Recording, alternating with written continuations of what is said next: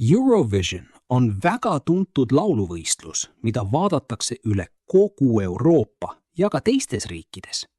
See võistlus algas juba aastal 1956. Esimesel aastal osales ainult 7 riiki, kuid nüüd on osalejaid palju rohkem. Igal riigil on oma laulja või bänd, kes esitab uue laulu. Eurovisioon toimub igal aastal kevadel ja seda näevad miljonid inimesed.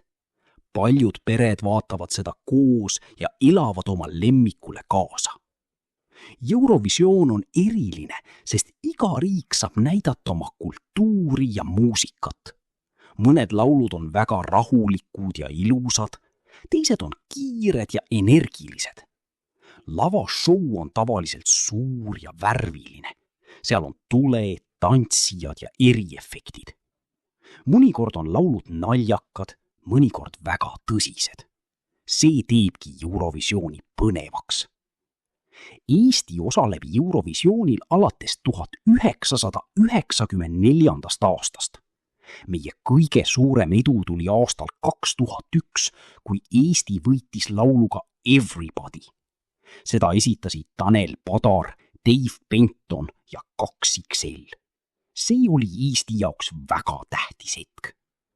Hiljem on Eestit esindanud ka Maarja-Liis Ilus, Urban Symphony ja Ott Lepland.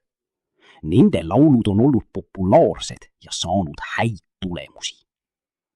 Lisaks täiskasvanute Eurovisioonile on olemas ka laste Eurovisioon. See võistlus on mõeldud lastele vanuses 1–14 aastak. Laste Eurovisioon algas 2003. aastal. Seal osalevad noored lauljad, kes esitavad oma originaallaulu. Võistlus toimub igal aastal novembris või detsembris. Laste Eurovisioon on sõbralikum ja rahulikum kui suur Eurovisioon. Seal on vähem poliitikat ja rohkem rõõmu. Eesti osales laste Eurovisioonil esimest korda 2023. aastal. Meie esindaja oli Arhanna Sandra Orpmo lauluga Hoiame kokku. Ta sai 15. kood.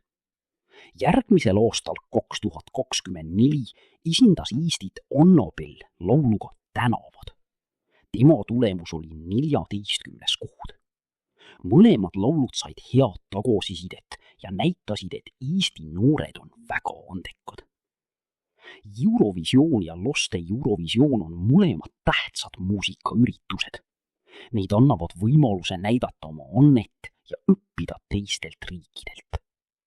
Paljud inimesed ootavad neid võistlusi igal aastal, sest muusika ühendab ja teeb tuju heaks.